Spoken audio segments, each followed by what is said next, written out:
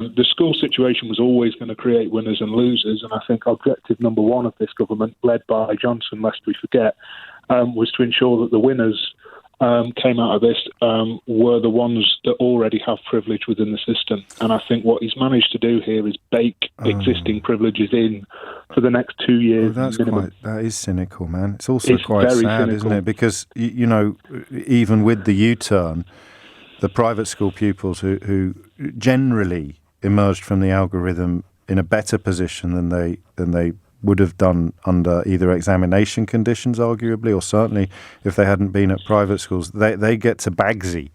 They've put their beach towels on all of the sunbeds, haven't they, in the best universities? I'm a private school teacher. Right, it's not as widespread as that. No. There were a considerable number who were downgraded, but very few that missed university offers conveniently. Right. They've all got their places, and they've gone through clearing and got places, and the universities are in an impossible position.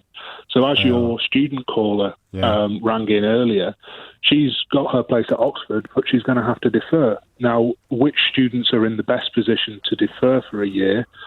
As she acknowledged herself very clearly and very honestly, the ones whose parents can help them.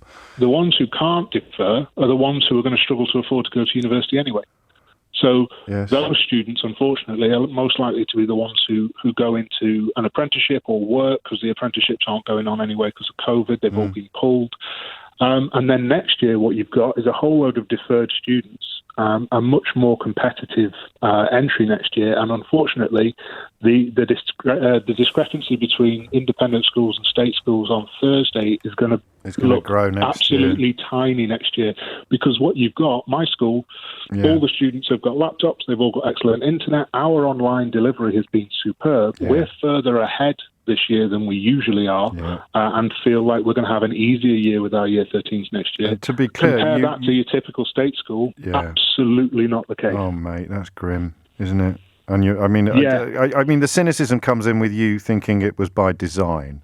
I don't think it was by design. Right, I think it's more, look, we are going to create winners or losers here, and I think the fundamental belief, because we're all assuming he's put there to do a job and make things fair. We do presume that. And it's about, well, what do you believe fairness to be? And I'm afraid, I think it's so baked into this government that the right sort of chap should come out on top with these things, because that's the way of the world. And they don't think that they've got advantage. This is, the abiding lesson of the last few years is that born on third base. It's just, it's that terrible word. We've got to make sure it's realistic. The natural order. The way it is. Good grief. I don't think it's... So to them, what you've scheme. No, exactly. What you've just described doesn't sound like an alarm bell. It might sound like an alarm bell to you and me. I went to public school, you teach in a private school, but it doesn't blind us to the realities of some of these scenarios. What it does is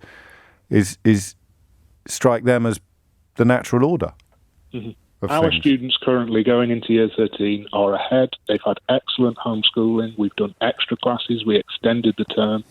Your average state school in poor areas with no internet connection, no laptop, are behind. And why do you think they haven't taken parts of the A-level course out? Of course. And that, I can't explain that. Well, it's still so you think that next year's A-level, if I said should be made easier, I think next year's university class is going to be the least diverse we've ever seen. And they've already said that this year's was, or they did before yesterday's announcement. We'll have to see how that shakes down. But we did hear already that this was going to be the most privileged cohort in...